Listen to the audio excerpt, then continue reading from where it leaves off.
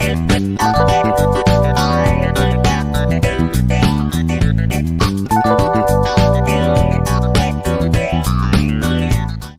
lagi di kantor UNEC bersama gue Yogi, dan ini ada teman-teman kita yang bergabung di G Goes to UN. Yes. Bersama Rani dan Anita. Gimana nih kesan pengalaman kalian berkunjung ke kantor UN?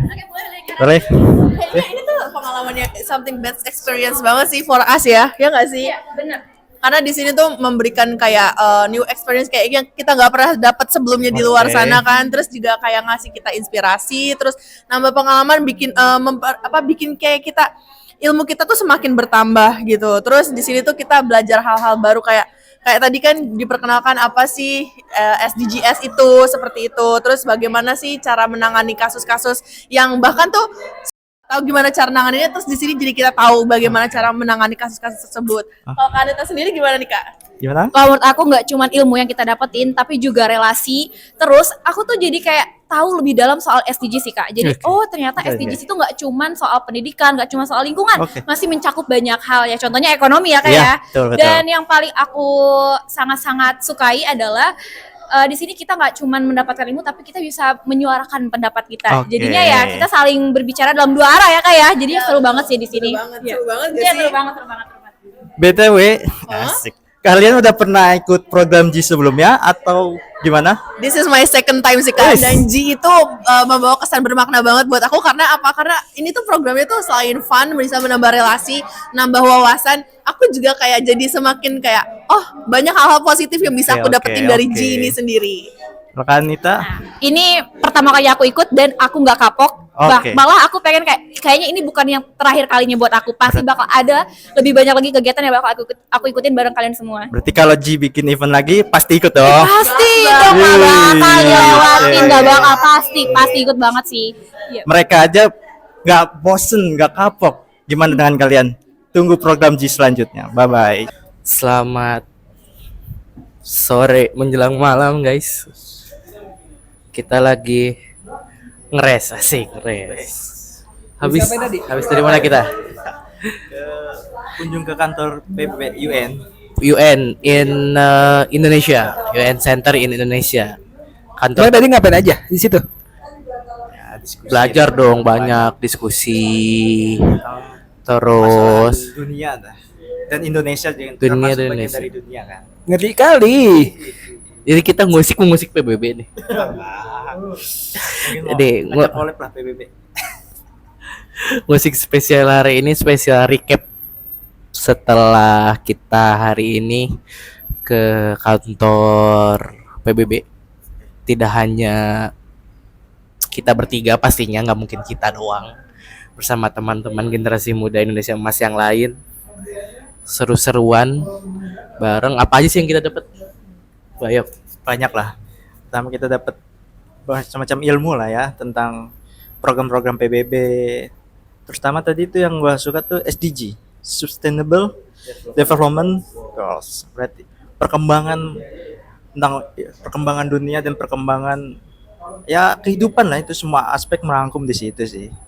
Kalau ada 17 program lah, gue juga agak lupa. Mungkin nanti bisa teman-teman searching sendiri SDG itu apa. Pokoknya banyak ilmu lah. Pokoknya daging semua. Ada dikit lah tetelannya.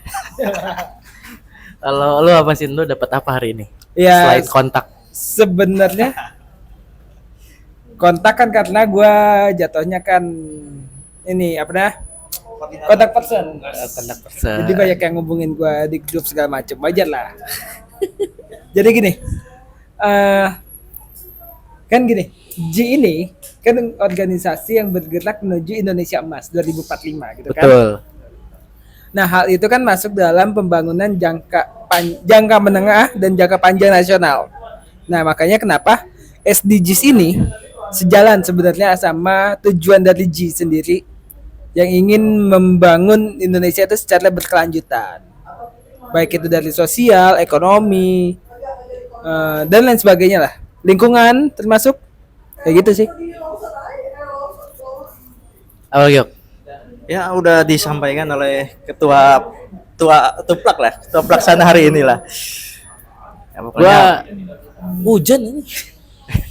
Itu hujan. belum.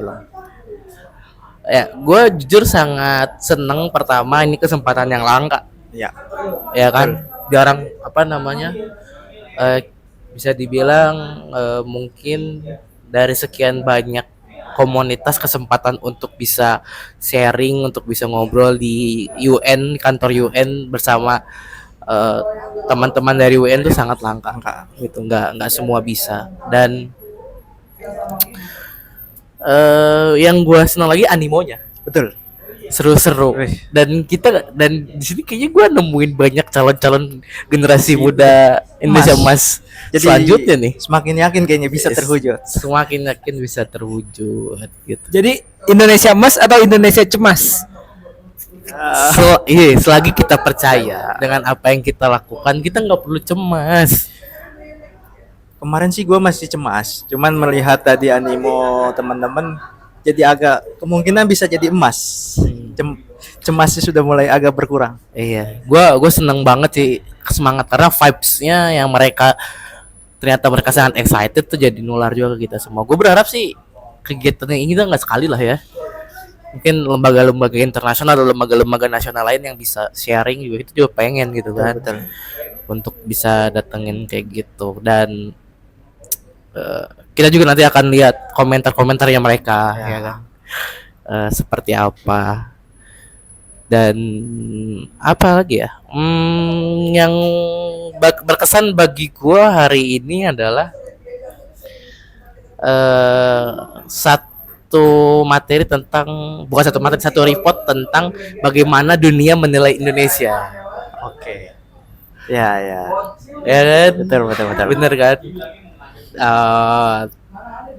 Jadi bagaimana Indonesia menilai diri sendiri dengan dunia menilai Indonesia agak sedikit Ya beda. ya kayak lu nilai diri lu sendiri dan orang lain aja. Gitu. Cuman kayaknya ya kayak kalau kita menilai diri sendiri kita objektivitasnya mungkin lebih ketimbang yang tadi. Menarik lah, kalian bisa cek di report SDGs report, annual reportnya di UN gitu terkait Indonesia sendiri. Dan kita di peringkat 72 ya. 78. Peringkat 78 dan ya Oke lah. bagus gak sih? Ya tengah-tengah lah. Kalau dibilang bagus, harus ada peningkatan pasti gitu loh. Iyalah. Karena kan ya kita tahu sendiri lah kondisi Indonesia, dari masalah lingkungan, dari masalah sosial itu banyak PR sebenarnya. Cuma dengan kondisi kita hari ini, dengan pemerintahan yang baru mungkin bisa jadi harapan sih kalau gua ngelihat Indonesia ini bisa loh untuk bisa lebih baik lagi ke depannya. Iya. Ada peluang-peluang untuk kita jadi lebih oke lah. Iya. Apalagi Bisa. mungkin presiden baru, harapan Harapan baru. baru. So far sih kalau kata gua Pak Prabowo bisa lah bawa SDGs lebih. Ya, lebih Ranking SDGs kita lebih baik daripada hari betul. ini gitu. Harus bisa lah. Iya. 10 tahun Pak Jokowi kemarin. Ya. Kita di peringkat 78. Ya mungkin next. Oke lah. Masuk 50. Ya, harus bisa lah. 50 negara. Pidato Pak Prabowo, pidato pertamanya yang sangat berapi-api dan bersemangat, harusnya Bisa Bisa. lah. Bisa. Jadi aspek pertumbuhan yang baik sih. Apa yang berkesan buat kalian? Kalau gue sih itu. kalau gua ya berkesan ya karena agak kesempatan nggak bisa semua orang dapat aksesnya kan. Jadi dengan kita bisa mendapatkan akses ini, gue berharap kan karena ini lah kesempatan nggak bisa semua orang dapat, gue cukup gue bilang beruntung lah bisa mendapatkan ilmu-ilmu ini. Semoga ya apa yang gue dapat bisa gue share lagi dan bisa bermanfaat juga lah buat teman-teman yang lain. Itu sih.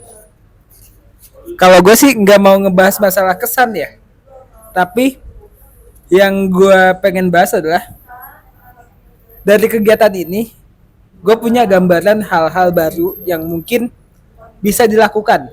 Ya. Contohnya gini, SDGs ini kan berfokus pada pembangunan berkelanjutan gitu. Ya betul. Gue jadi kepikiran satu ide sebenarnya, yaitu yang namanya pembangunan berkelanjutan pendidikan itu bersumber dari awalnya dari keluarga. Ya.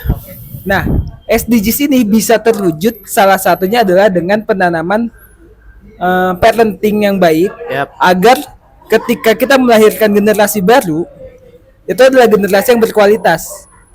Nah, kan itu juga salah satu yang dilakukan oleh UN sebenarnya dengan memastikan bahwa populasi dunia ini sehat. Ya. Sehat bukan cuma dalam artian sehat secara fisik, tapi juga sehat dalam segi kualitas gitu loh. Ya.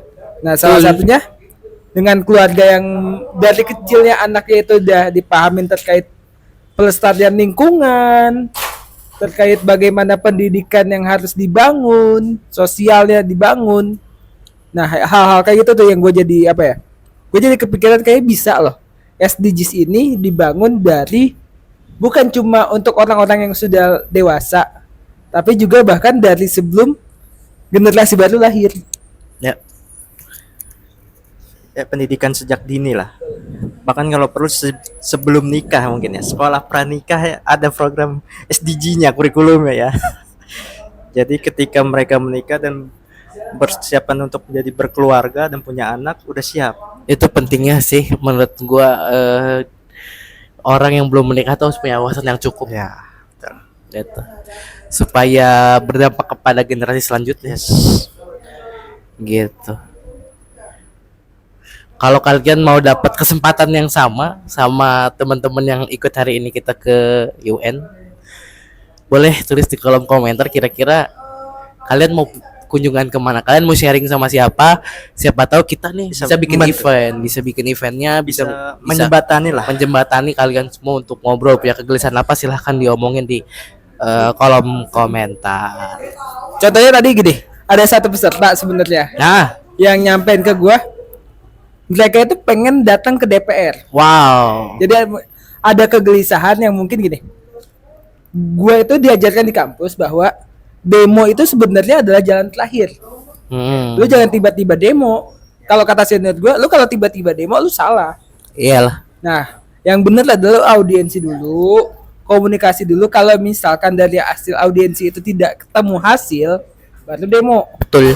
Nah, disinilah makanya kita bisa coba menjembatani untuk audiensi ada yang punya kegelisahan, misalkan contoh gaji guru nih yang gitu-gitu aja, mungkin kita bisa audiensi ke DPR, Komisi 10, ke Kementerian Pendidikan Dasar dan Menengah, ke Pak Abdul Mufti mungkin gitu kan, contohnya kayak gitu sih. Boleh kali ya? Boleh. Si Gus to DPR Iya. aja. Ya Tunggulah next. Ada. Gitu. Banyak hal yang mungkin bisa kita lakukan ke depannya yang seru-seru pastinya, dan kita juga mengajak teman-teman buat ikut serta di kegiatannya. Gitu. Jadi nggak ngusik-ngusik mulu nih kita walau kita ngusik-ngusik nih ngomongannya ada datanya, ada isinya, kita ketemu dengan stakeholdernya terkait, jadi nggak ngusik-ngusik mulu gitu. Harusnya kemarin kita ketemu dulu sama Pak Nadim sebelum kelar. Aduh, udah diusik-usik mulu episode pertama ngusik-ngusik dia. Mungkin siapa tahu kan Pak 08 kita bisa Ngobrol. audiensi gitu, ngobrol Pak Prabowo. Siap kok kita. Gokil. Jadi coba kegelisahannya ditulis di kolom komentar. Jangan lupa like, subscribe, dan share video ini kalau bermanfaat buat kalian. Sampai jumpa di ngusik dan video-video kita selanjutnya. Bye.